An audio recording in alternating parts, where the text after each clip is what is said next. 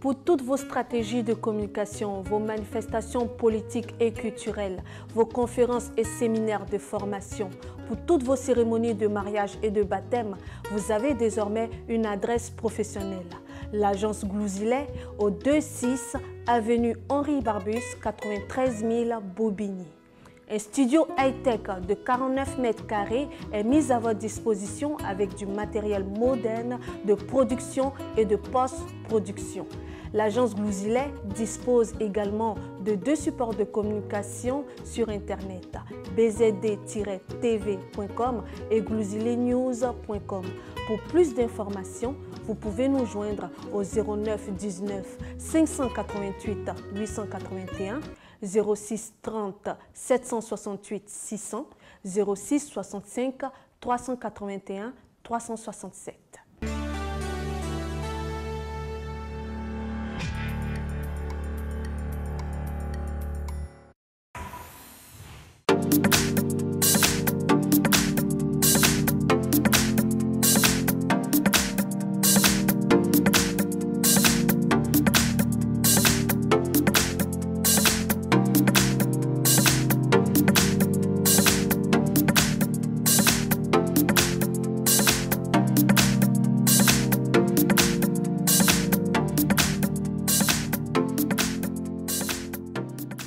Mesdames et messieurs, bonjour. C'est un plaisir pour nous d'être avec vous pour cette émission du livre en question.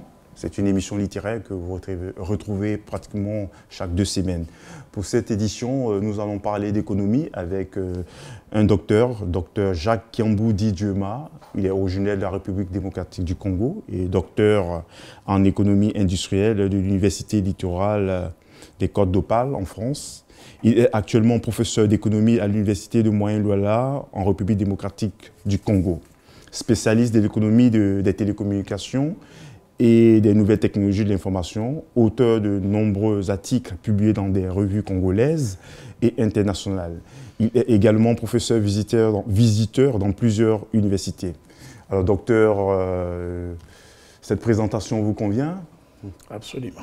Ou bien si vous avez d'autres codes à votre A que vous voulez ajouter éventuellement. Non, ben ça va. Donc, la présentation me convient. Et je vous remercie d'abord, Simplice, de m'avoir invité sur le plateau de BZD TV pour qu'on puisse parler de mon ouvrage qui s'intitule « Éléments d'analyse économique ». C'est un ouvrage à caractère didactique à la base, je pense. Oui, ben c'est un ouvrage didactique, essai, c'est-à-dire didactique parce que cet ouvrage est l'émanation d'un fruit de 8 ans d'expérience d'enseignement d'économie en République démocratique du Congo. Mais quand je parle d'ouvrage essai, parce qu'il y a des chapitres ou des subsections que j'essaie d'ouvrir à la science, à la réflexion économique. Parce qu'il n'est pas particulièrement centré sur la République démocratique du Congo. Non, c'est un manuel universel. Donc, c'est un manuel sur lequel peuvent s'appuyer les étudiants congolais, les étudiants africains, voire même les étudiants européens. Voilà, donc avant tout propos, si vous allez nous expliquer quelques notions économiques, on parle de macroéconomie, microéconomie, ce sont des notions qui sont parfois récurrentes dans votre livre, notamment à la page 20 et 21. Bon, peut-être après on reviendra sur ces pages, donc est-ce que vous pouvez nous expliquer ces notions? Oui, mais avant de commencer à expliquer la notion de la macroéconomie ou de la microéconomie, même en tant que professeur d'économie, il me semble qu'il faudrait faire les choses de manière simple. Il faudrait d'abord commencer par la définition de l'économie elle-même. Mais pour définir l'économie, il faudrait quand même que je fasse un petit rappel historique. Donc pour les téléspectateurs, j'aimerais qu'ils sachent que l'économie est une science jeune. Donc ses fondateurs sont des modernes, c'est-à-dire ce sont les classiques. Mais ça ne voudrait pas dire que avant l'avènement des classiques, il n'y a pas eu de réflexion économique. Toutes les réflexions économiques avant les classiques s'inscrivaient dans une période qualifiée de pré-scientifique. Donc, ce n'est que en 1776 qu'Adam Smith, en publiant son ouvrage Recherche de la nature des causes sur la richesse des nations, qu'il va acter la naissance de l'économie en tant que science comparée à d'autres sciences telles que le droit, la théologie ou la philosophie. Parce qu'avant Adam Smith, l'économie était considérée comme une discipline auxiliaire. Donc, et maintenant, cette naissance de l'économie, lors de cette naissance de l'économie, l'économie s'est inscrite pas comme une science dure, elle s'est inscrite dans la famille de sciences sociales et de sciences humaines. Alors, comme science humaine, l'économie a pour objet et finalité la satisfaction de besoins humains. Ainsi, Alfred Marshall, économiste britannique de la fin du 19e siècle, le 20e siècle, pionnier de l'école néoclassique, va définir l'économie comme étant l'étude de l'activité de l'homme dans sa vie quotidienne. Mais comme science sociale, l'économie a pour vocation d'étudier les relations entre les hommes et les choses, mais aussi les relations entre les hommes. Ainsi, Edmond Malenvaux, un économiste français de renom, que je respecte beaucoup, que j'apprécie, va définir l'économie comme étant l'étude de savoir comment les économistes devraient utiliser les ressources rares pour satisfaire les besoins des hommes qui vivent en société. À travers la définition d'Edmond Malenvaux, donc on sent qu'il y a la dimension de production, consommation et redistribution.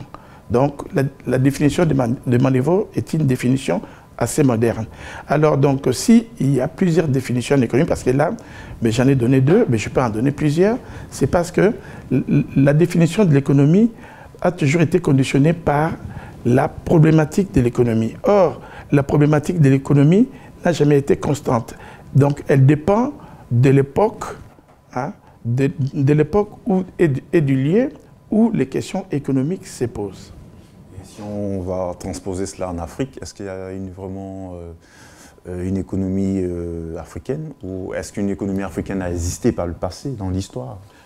Et est-ce qu'il existe encore aujourd'hui une économie véritablement africaine? Mais tout à l'heure, je venais de dire que l'économie est une science, au même titre que les autres sciences, sociales et humaines. Alors, parler d'une science économique africaine, ça n'a pas de sens, parce que la science est universelle. Donc si l'Afrique aujourd'hui a des problèmes pour impulser son développement, c'est parce que les Africains ont peut-être mal appliqué certaines recettes économiques. Donc, oui. C'est là parce que par le passé, en Afrique, on avait aussi d'autres formes d'échange, par les cauries, le troc, c'était d'autres systèmes économiques aussi. Oui, mais c'était un système économique pré-scientifique, ça je l'ai dit. Parce qu'on ne peut pas parler de l'économie, de l'existence de l'économie à l'absence de la monnaie. Nos échanges se faisaient par des cauries, mais c'était de la monnaie traditionnelle. Mais aujourd'hui, nous parlons de l'économie moderne. Donc, l'économie moderne, elle est universelle et s'applique aussi aux pays africains. Donc, il y a des outils de l'économie de développement que certains pays, notamment des pays latino-américains ou les pays sud-asiatiques, ont utilisé pour impulser leur croissance économique et passer du stade de pays en voie de développement aux pays dits émergents. Mais moi, je n'aime pas trop le mot émergent, j'aime plutôt parler de pays nouvellement industrialisés. Oui, à la page 23, par exemple, vous parlez de grands courants de la pensée économique.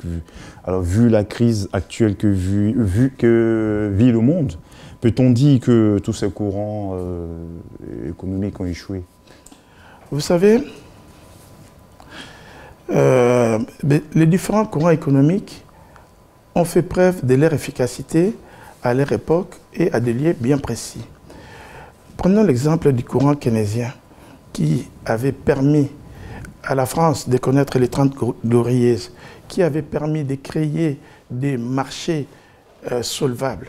Ces courants ne plus adaptés aujourd'hui. Hein. Donc ces courants n'est viable que dans des situations de pénurie ou de reconstruction. Mais n'oublions pas que l'Afrique est en situation de pénurie et de construction, pour ne pas dire, si ce n'est pas dire reconstruction. Donc l'Afrique peut toujours recourir aux recettes keynésiennes pour impulser son développement. Mais nous devons prendre en compte le contexte, l'Afrique dans son contexte général. L'Afrique, le continent africain appartient aujourd'hui dans la mouvance, fait partie de la mouvance de la mondialisation. Donc on ne peut pas le retirer de la mondialisation. Alors si les dirigeants africains veulent appliquer des politiques économiques qui pourront demain permettre à l'Afrique de décoller économiquement, donc moi je pense que ils doivent faire la synthèse entre les thèses libérales sur lesquelles s'appuient les mouvements de la mondialisation et les thèses keynésiennes, c'est-à-dire interventionnistes, où l'État ne peut pas tout laisser à l'initiative privée. Il faudrait que l'État ait aussi des garde-fous, notamment dans le domaine de l'éducation et dans certains secteurs dits stratégiques.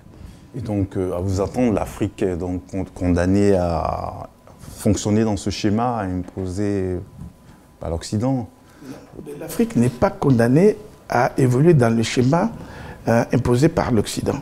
Sinon, les Africains seront amenés à réinventer leur science économique. La science économique, elle est là. Il n'y a rien de nouveau sous le soleil. Donc maintenant, c'est à nous de savoir faire de bonnes recettes. Mais les problèmes de l'Afrique, pourquoi certaines politiques qui ont fonctionné, qui ont montré leur efficacité ailleurs, n'arrivent pas à montrer leur efficacité sur le continent africain? C'est parce que en Afrique, il y a d'autres problèmes. Parce que les théories économiques sont toujours influencées du contexte dans lequel elles sont appliquées. Donc, il faut voir aussi, analyser aussi les cadres, par exemple, les cadres juridiques dans lesquels ces politiques sont appliquées. Les cadres sociaux, donc les cadres politiques. Est-ce qu'il y a l'instabilité politique en Afrique? Est-ce qu'il y a le respect de droits, le respect des règles qui puissent permettre le bon fonctionnement et le contrôle de l'État? Si tous ces éléments sont unis, ce qu'on appelle la bonne gouvernance, et je parie qu'en appliquant diverses politiques économiques en Afrique, l'Afrique va sortir de sa situation actuelle. Et parlons du cas de la RDC, puisque en entame, vous avez un peu parlé de la République démocratique du Congo. Donc, pour appliquer toute cette théorie, pour que ce pays connaisse véritablement le développement, qu'est-ce que vous préconisez? Moi, je préconise déjà que la RDC se dote d'un véritable État. Quand je parle d'un État de droit, un État moderne avec des organes de contrôle de pouvoir politique, économique et militaire. Que le prince ne soit pas au-dessus des lois. Alors si demain nous arrivons à mettre sur pied un tel État, je parie, il reviendra à l'État d'organiser l'espace économique, social et politique. Et là, vous verrez que la RDC, avec les potentiels qui est le sien, deviendra le pays moteur au niveau régional. Il y a beaucoup d'experts qui le disent, mais c'est la tâche à se concrétiser. Parce que tous les éléments ne sont pas réunis. Si on arrivait à réunir tous ces éléments, je parie que la RDC ne sera pas immobile, mais donc se mettra en marche. Et à ce moment-là, donc là, non seulement avant que qui se mettent en marche, donc va se relever pour se mettre en marche et marcher vers l'émergence. Je crois que vous êtes professeur là-bas. Donc, et qu'est-ce que, bon, dans vos cours, qu'est-ce que vous enseignez au-delà de tout ce qui est académique? Qu'est-ce que vous inculquez comme méthode et stratégie aux étudiants là-bas? Mais par exemple, à ma qualité d'enseignant, parce que nous qui sommes enseignants d'université, nous ne sommes pas que des enseignants, nous sommes aussi des chercheurs.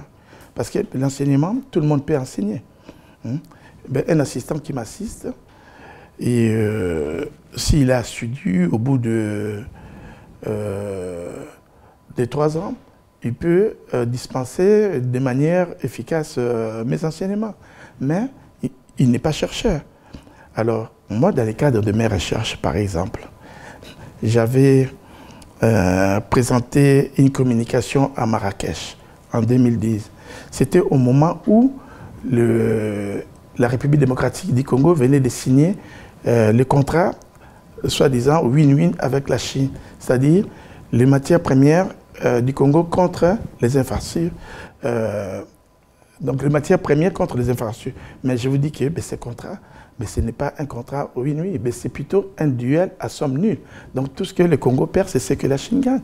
Mais ces types de contrats sont des contrats qui ne peuvent pas permettre à la République démocratique du Congo d'émerger. Et ça, je l'ai démontré.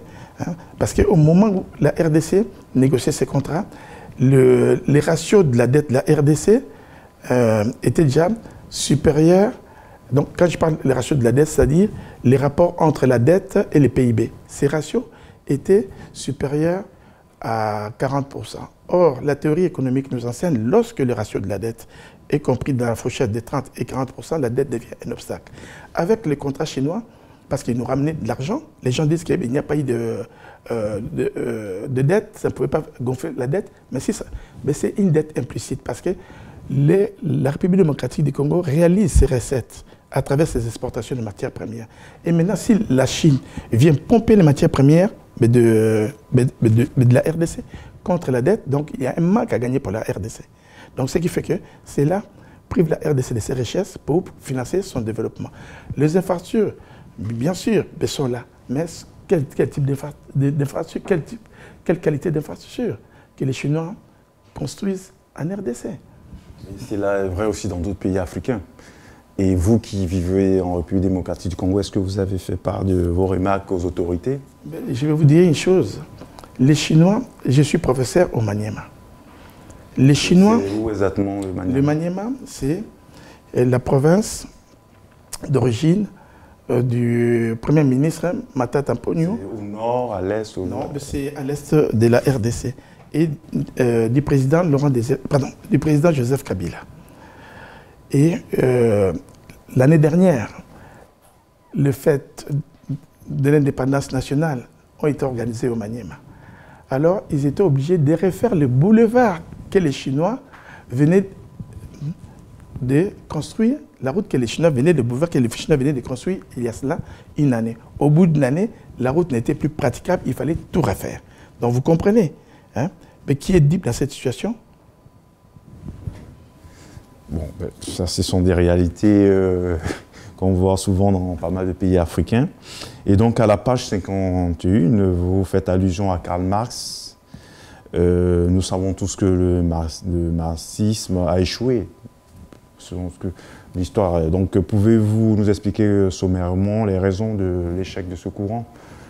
Le courant marxiste... L'exemple de l'URSS à l'époque. Non, Karl Marx a décrit une situation de son époque. Il faudrait comprendre que Karl Marx a vécu l'avènement de la révolution industrielle.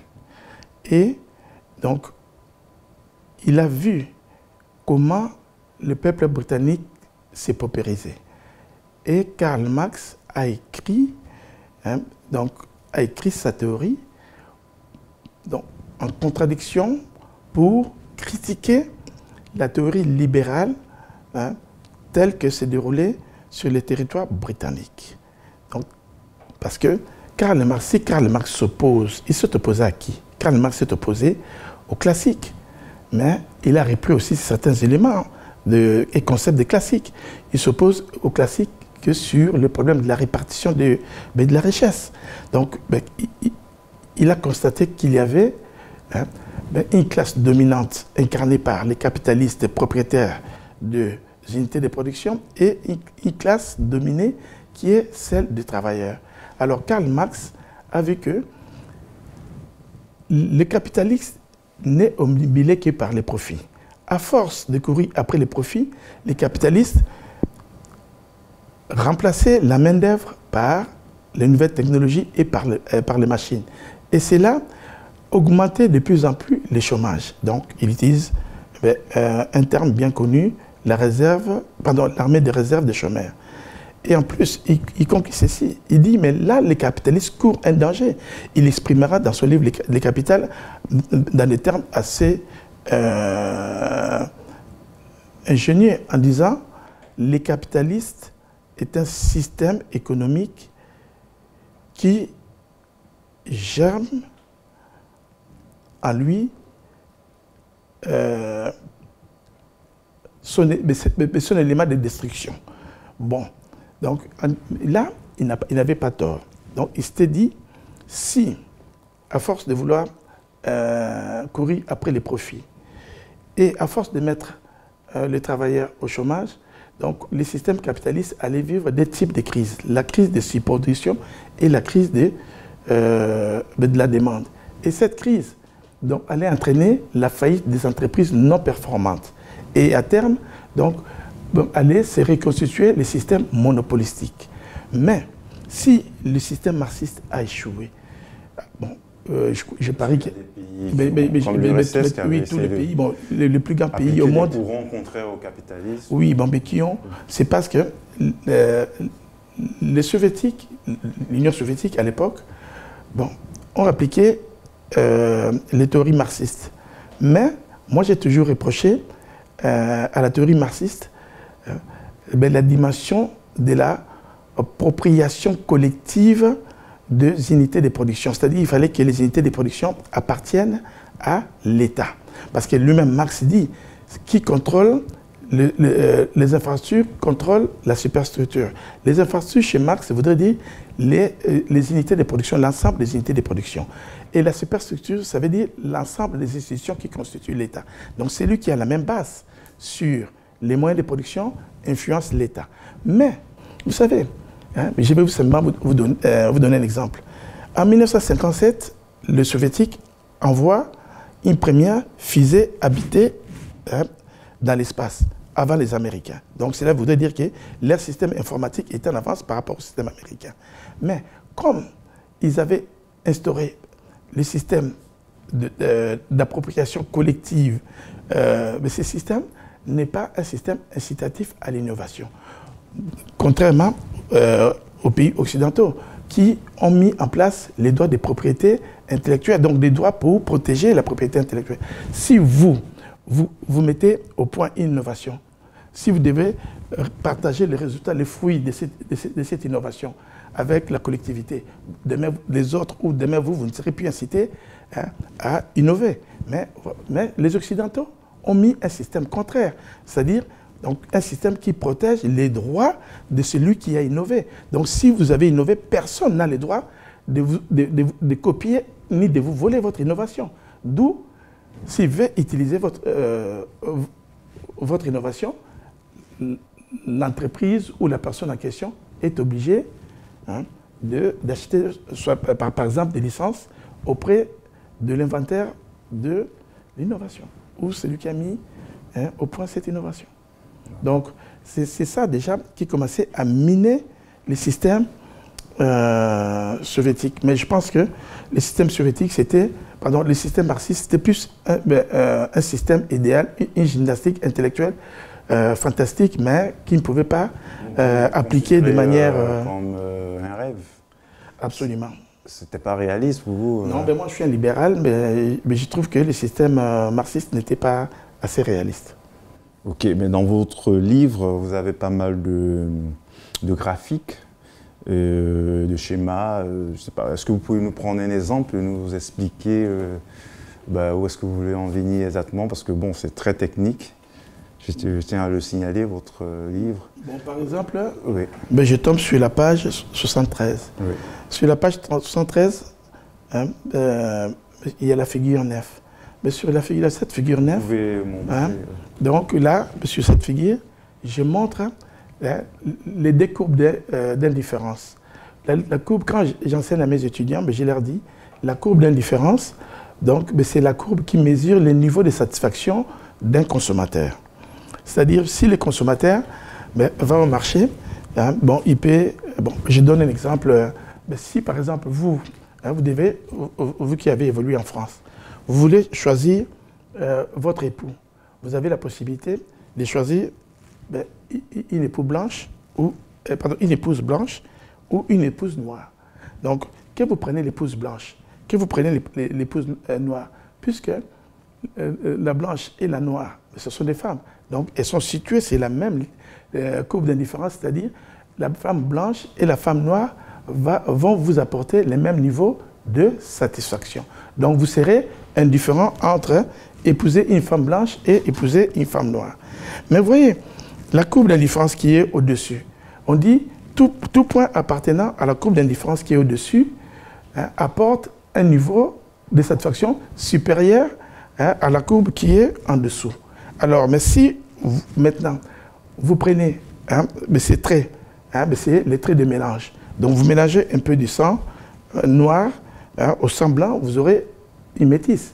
Mais vous verrez que hein, donc la courbe d'indifférence passe, donc, qui touche ce point, et au-dessus de la courbe d'indifférence où se situe la femme blanche et la femme noire. Donc cela veut dire que les mélanges apportent une satisfaction supérieure par rapport à... Donc la métisse va vous apporter une satisfaction supérieure par rapport à la femme noire ou à la femme blanche. Pourquoi? Parce que ça se justifie, même sur le plan culturel. Donc elle va vous apporter, parce qu'elle a un peu de culture noire, un peu de culture blanche. Mais si vous êtes avec une blanche, vous êtes focalisé qu'à la culture blanche, donc vous manquez un peu de sauce de la culture noire. Si vous êtes avec une noire, vous êtes focalisé qu'à la culture noire et vous manquez un peu de sauce mais de la culture blanche. Mais c'est ça. Donc, lorsque nous utilisons des graphiques, hein, donc, nous les utilisons pour faciliter les raisonnements au lieu d'utiliser des formules mathématiques complexes. Oui, c'est un exemple assez édifiant. Et donc, à la page 105, il est question du comportement du producteur. Alors, qu'est-ce qui oppose donc le consommateur au producteur? Les consommateurs et les producteurs, il n'y a pas d'opposition entre consommateurs et producteurs. Tous les deux sont des agents qui ne sont jamais en concurrence. Ils sont en complémentarité. Le consommateur, hein, c'est un agent hein, qui est en interaction avec le producteur. Parce que pour consommer, le consommateur vend sa force de travail auprès du producteur. Donc le producteur, ça peut être une entreprise. En échange d'un salaire qui lui permet d'acheter des biens et services pour satisfaire, hein, pour maximiser pardon, sa satisfaction. Alors, donc, vous voyez, les producteurs, pour produire ces biens et services, achètent la force de travail chez les consommateurs. Hein, achètent la force de travail qu'ils combinent avec la matière première pour réaliser, donc produire les biens et services. Donc, ils ne sont jamais en opposition. Et mais pourtant, on assiste quand même à des conflits d'intérêts entre... Mais là, le conflit d'intérêts pourrait être, par exemple, lorsque nous sommes dans une situation de monopole où il y a un seul producteur et face à des milliers de consommateurs, les producteurs, à ce moment, les consommateurs peuvent fixer des prix abusifs, donc user de son pouvoir de marché. Donc, à ce moment-là, il peut y avoir des conflits. Vous savez, j'avais dit, l'économie est une science qui appartient à la famille des sciences humaines et sciences sociales. Donc, comme science sociale, l'économie étudie les relations entre les hommes et les choses, mais aussi les relations entre les hommes entre eux. Donc, c'est bien normal. Donc, dans une société, quand cohabitent, donc, lorsque cohabitent deux individus de caractéristiques différentes, c'est bien normal qu'il y ait des fois de conflits, mais ce ne sont pas des conflits permanents. Est-ce que le système économique actuel ne favorise pas le concept de l'exploitation de l'homme par l'homme, et qu'on peut aussi appeler l'esclavage moderne? Non, ça dépend. Parce que les systèmes capitalistes, c'est le meilleur système parce que c'est un système qui permet à l'individu d'entretenir un rêve. Parce que, prenons l'exemple de Steve Jobs. Il fait beaucoup de déchets aussi. Oui, bien évidemment, prenons l'exemple de Steve Jobs. Steve Jobs, c'est un immigré libanais qui arrive aux États-Unis. Par une idée géniale, il met au point les Mac. Ouais. Et il devient multimilliardaire. Donc, dans les systèmes capitalistes, lorsque vous avez des idées, c'est un système qui favorise l'innovation. Lorsque vous avez des idées, vous pouvez passer du jour au lendemain d'un individu lambda à un millionnaire à connotation internationale. En même temps, il y a aussi les sous pour compte. Oui, mais parce que c'est un système qui entretient la concurrence. Donc, c'est un système qui favorise les plus forts. Alors, lorsque vous vivez dans un système capitaliste, il faut être fort, il faut pas baisser les bras, il faut se battre. Alors, ceux qui baissent les bras, qui cherchent à être assistés, sont exclus de la société, c'est normal. Vous cautionnez cela? Bon, alors, mais moi, en tant qu'Africain, je ne peux pas cautionner cela. C'est la raison pour laquelle j'ai dit l'État a aussi sa place dans l'économie. Donc, dans les systèmes, si on n'avait pas mis les systèmes de RSA en France, ouais, c'est comme ça que l'État intervient pour assister les plus démunis. Parce que si on laissait les plus démunis, on les lâchait complètement, il y aurait effectivement, ce que vous dites, les déchets. Mais moi, je sais que dans les systèmes capitalistes, il y a... un peu contre nos valeurs africaines aussi. Oui. À la base, je pense que les sociétés africaines étaient beaucoup plus socialisantes. Oui, solidaires, tout ça. Mais les ancêtres africains n'ont pas réfléchi en termes de l'économie moderne. Et l'Afrique, d'un point de vue économique, n'existait pas. Ça, je tiens à vous le dire. L'Afrique, même dans les échanges internationaux, nous n'existons pas. Et quand on essaie un peu de voir les investissements étrangers effectués à travers le monde, l'Afrique n'a que 1%. Du volume des investissements directs étrangers. Donc l'Afrique n'existait pas comme tel. C'est nous, Africains, qui croyons que nous valons quelque chose. L'Afrique n'existe qu'en termes de ses matières premières, c'est-à-dire minières et agricoles. Et cela est dû à quoi? Mais cela est dû à la colonisation. Il fallait que nous soyons assez forts pour ne pas se faire coloniser. Parce que, il y a eu la colonisation. Nous sommes soi-disant indépendants. Mais nous continuons à vivre la colonisation occidentale, déjà, à travers nous continuons à vivre une colonisation culturelle, parce qu'à travers notre consommation, à travers notre manière d'habiller, nous cherchons plus à ressembler à des Occidentaux. Mais revenons un peu à ce que disait autrefois Amadou Hampâté-Bâ. Un morceau de bois peut rester 100 ans dans une rivière, ne se transformera jamais en crocodile. L'Africain a oublié cet adage. Oui, pour rester dans cette même mouvance, dans votre livre, vous n'avez pas parlé de la monnaie, notamment du franc CFA. Dans mon ouvrage, je parle de la monnaie. Peut-être vous n'avez pas fait trop attention. Je parle du franc CFA. Oui, mais je parle du franc CFA, justement. Je parle du franc CFA dans la page 265. Donc, je parle de franc CFA, je dis c'est une monnaie qui permet une intégration régionale, donc elle favorise l'intégration régionale, et puis elle garantit la fixité des taux. Donc, c'est une monnaie qui est avantageuse parce qu'elle permet à différents pays appartenant dans une communauté économique d'échanger facilement. Mais lorsqu'il y a crise, le fait que les différents pays puissent avoir une seule monnaie peut s'avérer néfaste. Je donne un exemple. Supposons que le Congo-Brazza et le Gabon subissent un choc négatif, c'est-à-dire ont un taux de chômage assez élevé et une croissance faible. Et de l'autre côté, le Cameroun la République centrafricaine subissent un choc positif. Donc, ils ont une croissance importante et un taux de chômage moindre. Alors, les dirigeants congolais et gabonais vont préconiser, par exemple, une politique expansionniste, donc pour relancer l'activité économique. Mais les dirigeants camerounais et centrafricains vont préconiser le contraire. Ils vont plutôt préconiser une politique prudentielle. Alors, vous voyez, donc les différents membres du bloc ne se mettront pas d'accord sur laquelle des politiques économiques mettre en œuvre. Donc, dans cette situation, on voit que la politique monétaire devient inefficace. Donc, il ne restera que la politique budgétaire à appliquer. Donc, vous opposez aussi un peu aux certains Africains qui militent pour une monnaie purement africaine, qui ne soit pas liée à la puissance coloniale, par exemple.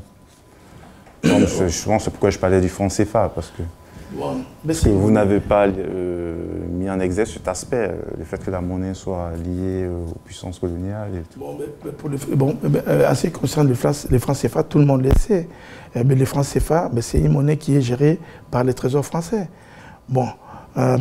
C'est normal qu'on dit en économie, la monnaie est l'expression de la souveraineté nationale. C'est tout à fait normal et noble que certains Africains pensent à ce que les pays africains aient leur propre monnaie. Donc c'est tout à fait normal. Donc, c'est de bonnes causes.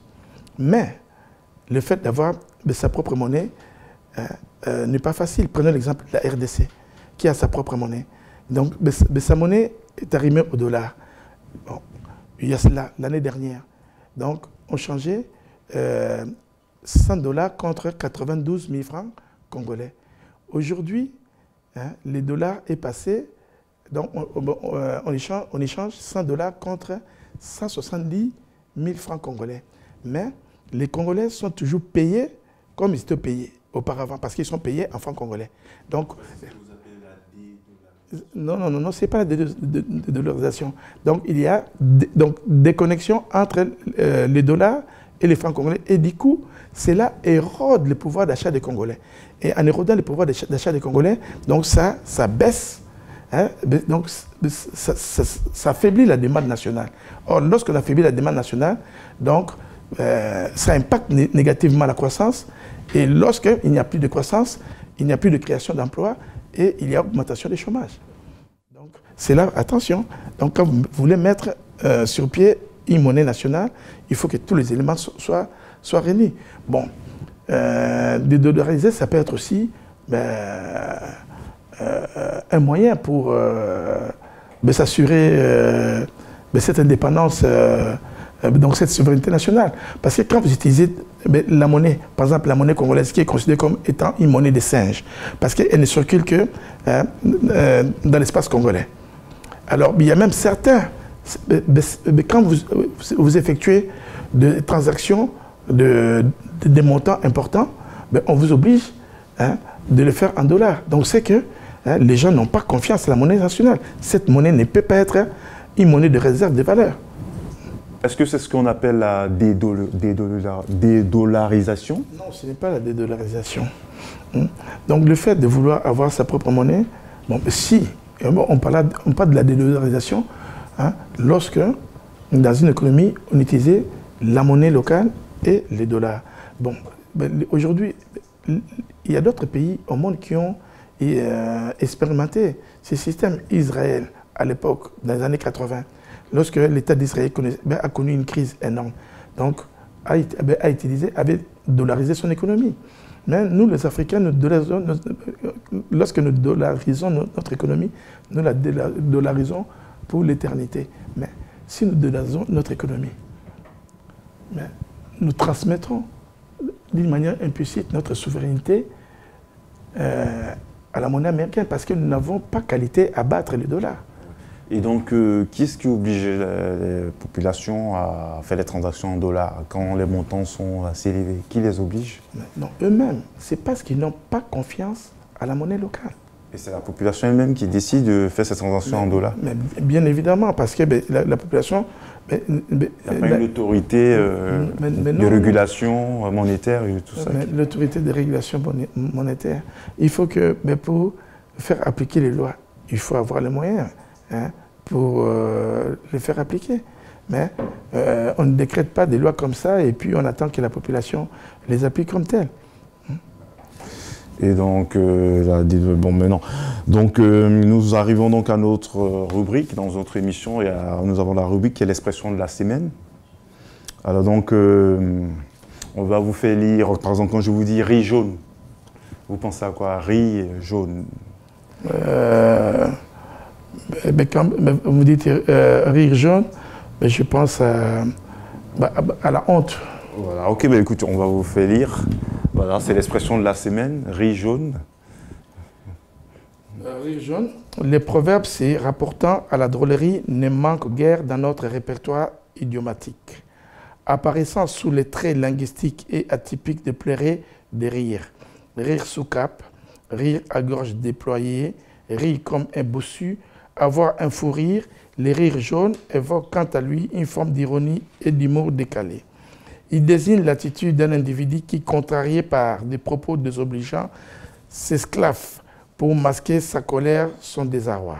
Sous le siècle de Louis XIV, ce ton prend toute son ampleur chez les moralistes Saint-Simon, qui définit ainsi les teints des hépatiques, souvent blafards, qui riaient nécessairement de manière forcée.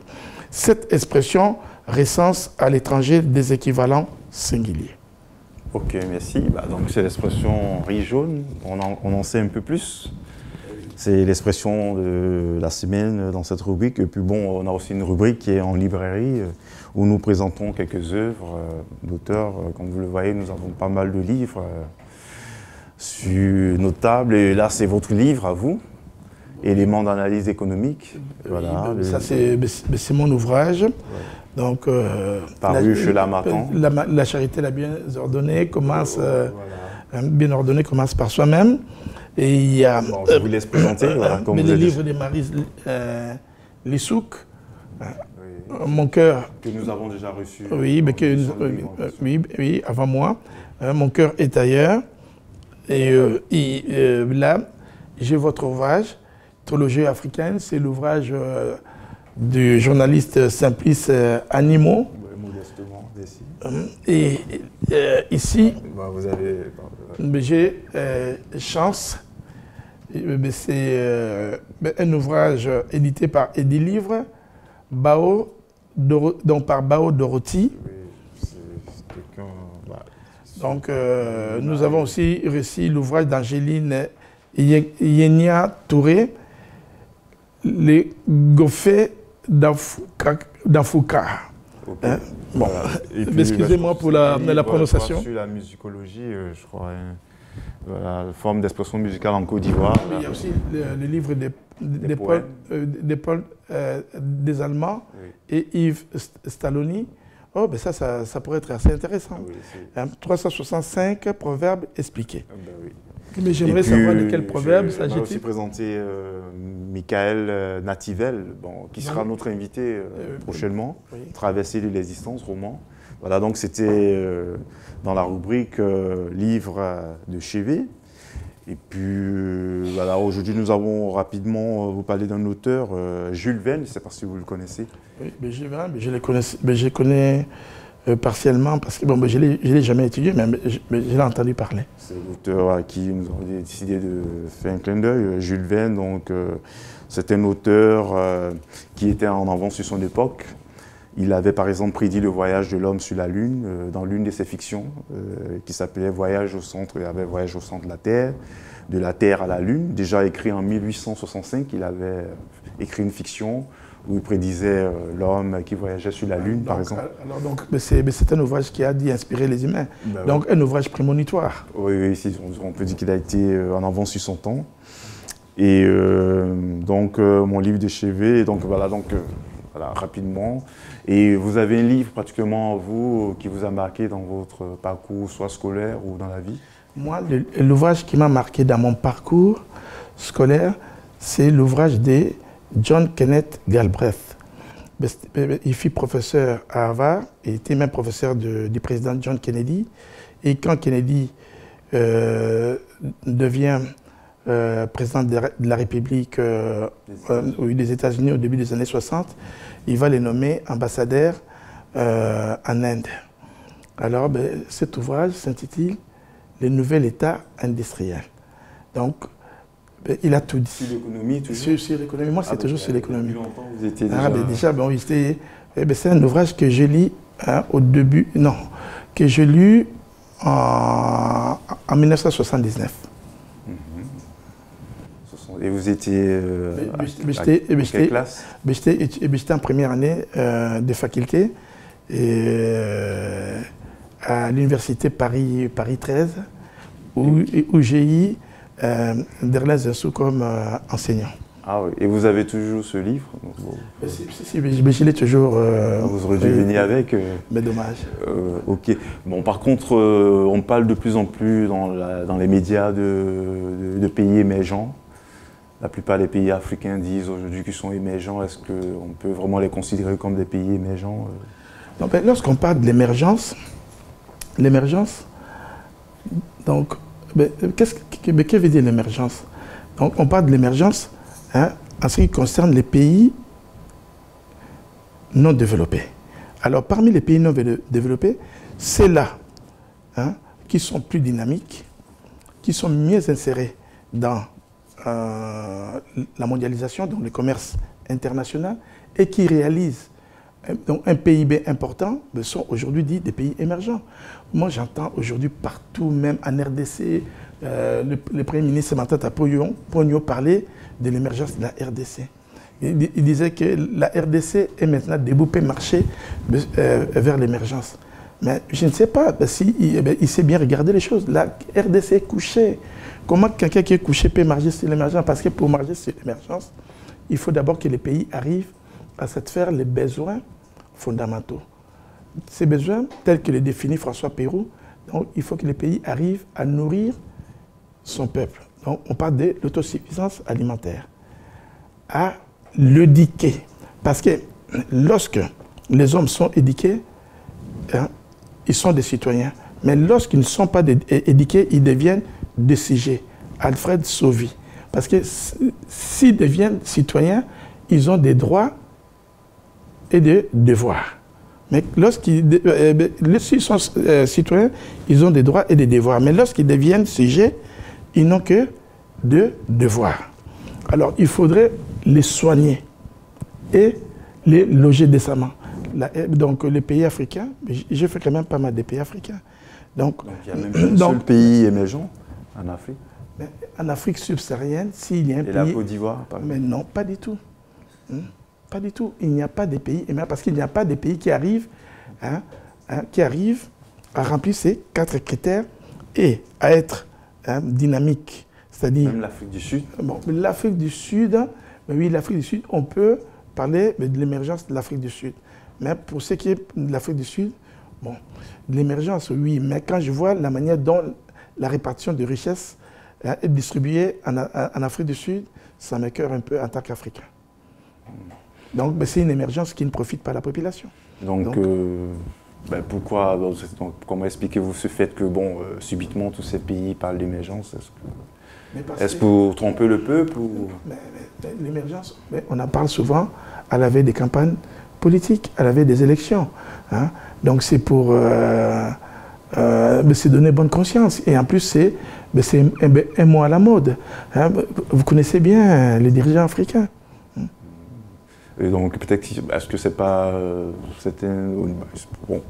Est-ce que tous ces dirigeants qui parlent de l'émergence, mais savent qu'est-ce qu'est l'émergence? Jadis, ils parlaient de la bonne gouvernance. Aujourd'hui, ils parlent de l'émergence. Quand un mot arrive à la mode, les Africains se ruent sur ces mots comme de fourmis et puis ils se mettent à l'évoquer pour faire plaisir. Quel serait dans votre coup de cœur le conseil que vous pouvez donner à ces dirigeants pour réellement quelle stratégie mettre en place pour que le pays puisse vraiment atteindre l'émergence ou le développement, ou qu'il y ait vraiment la stabilité, la paix et tout? Ben, je dirais à tous les dirigeants africains, en commençant donc, au magistrat suprême des nations africaines, de respecter la loi, de respecter les institutions, de respecter les règles de droit qui garantissent le bon fonctionnement et le contrôle de l'État. C'est tout? Vous pensez qu'avec ça, on peut... S'ils arrivaient à les respecter, comme je l'ai évoqué tout à l'heure, que nul soit au-dessus de la loi, je crois que l'Afrique va créer des conditions appropriées pour son décollage économique. Et je parie que si il le faisait, je vous dis, on peut se donner rendez-vous. Dans 10 ans, on se retrouvera dans ce même plateau. Vous me donnerez raison, vous verrez que les pays africains feront un bond qualitatif vers le développement. Ok, donc voici votre ouvrage Éléments d'analyse économique de Dr Jacques Kiambou dit Tuema. Donc, docteur, on a une tradition, vous allez nous faire une dédicace de votre livre, parce que notre émission tire à sa fin, et vous allez nous dire ce que vous écrivez. Voilà, je vous donne un stylo. J'adresse la dédicace à la station, notre BZD-TV. Et vous nous dites en même temps ce que vous écrivez. On aimerait bien vous entendre. À la BZD-TV. Recevez à travers cet ouvrage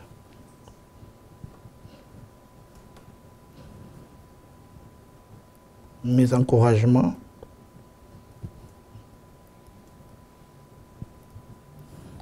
pour un succès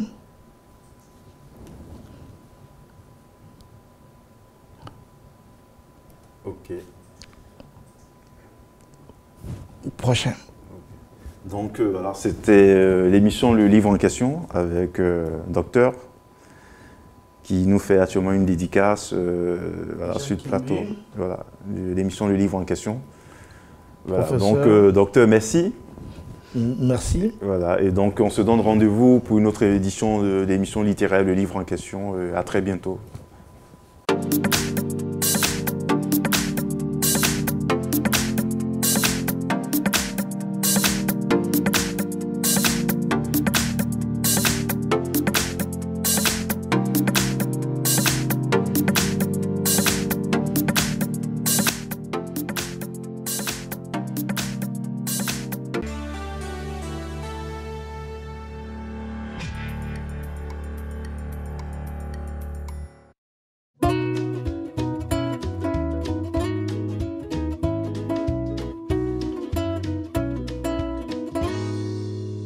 Pour toutes vos stratégies de communication, vos manifestations politiques et culturelles, vos conférences et séminaires de formation, pour toutes vos cérémonies de mariage et de baptême, vous avez désormais une adresse professionnelle.